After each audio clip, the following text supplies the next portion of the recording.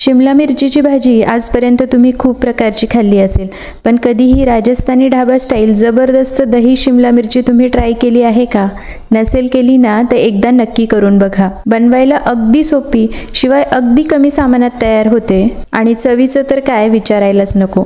तर नमस्कार मंडळी, डिलिशियस फूड्स मराठीमध्ये आपल्या सगळ्यांचं खूप खूप मनापासून स्वागत. चला तर मग वेळ न घालवता आपण या अगदी मजेदार आणि सुपर टेस्टी अशा रेसिपीला सुरुवात करूया.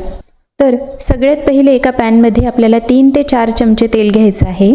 तेल अगदी व्यवस्थितपणे गरम झालं की त्यामध्ये अर्धा चमचा मोहरी आणि अर्धा चमचा जिरे आपल्याला घालायचे आहेत. जिरे मोहरी तडतडली की लगेचच यामध्ये 2 कांद्यांची पेस्ट आणि 2 चमचा आलं लसणाची पेस्ट आपल्याला घालायची आहे.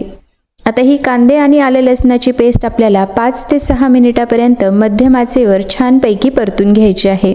तर या ठिकाणी 5 ते 6 मिनिटं झालेले आहेत. आता यामध्ये आपल्याला 2 टोमॅटोची पेस्ट घालायची आहे. टोमॅटोची पेस्ट सुद्धा आपल्याला 5 ते 6 मिनिटापर्यंत मध्यम आचेवर छानपैकी परतून घ्यायची आहे.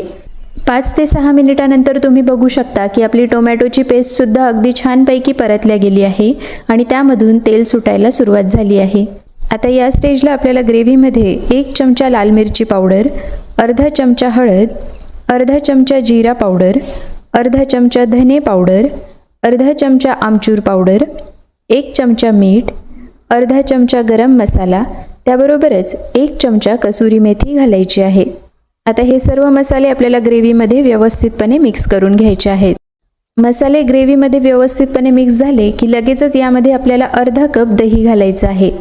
दही सुद्धा व्यवस्थितपणे मिक्स करून घ्यायचं आहे आणि 1 मिनिटापर्यंत आपल्याला शिजवून घ्यायचं आहे. 1 ते 2 मिनिटं झालेले आहेत आणि आपल्या ग्रेव्हीला आलेला रंग तुम्ही बघू शकता.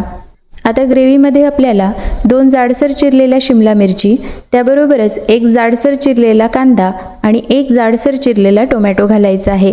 सर्व भाज्या ग्रेव्हीमध्ये व्यवस्थितपणे एकजीव करून घ्यायच्या आहे आणि आता झाकण बंद करून ही भाजी आपल्याला 10 मिनिटापर्यंत शिजवून घ्यायची आहे. भाजी आपल्याला अधनमधनं थोडीशी परतून घ्यायची आहे, जेणेकरून ती खाली डागणार नाही. भाजी अगदीच कोरडी वाटत असेल तर यामध्ये तुम्ही अर्धा कप गरम पाणी घालू शकता. तर या ठिकाणी साधारणतः 10 मिनिटं होत आलेले आहेत आणि तुम्ही बघू शकता की आपली जबरदस्त ढाबा स्टाईल दही शिमला मिरची तयार झालेली आहे. तर मंडळी, तुम्ही सुद्धा ही ढाबा स्टाईल दही शिमला मिरची घरी एकदा नक्की बनवून बघा. शिमला मिरची न खाणारे सुद्धा आवडीने शिमला मिरची खातील याची मात्र गॅरंटी. तर आजची रेसिपी जर तुम्हाला आवडली असेल तर आपल्या व्हिडिओला लाईक आणि चॅनलला सबस्क्राईब करायला मात्र अजिबात विसरू नका. पुन्हा भेटूया अशाच एका रेसिपीसोबत. तोपर्यंत मस्त खा आणि हॅपी रहा.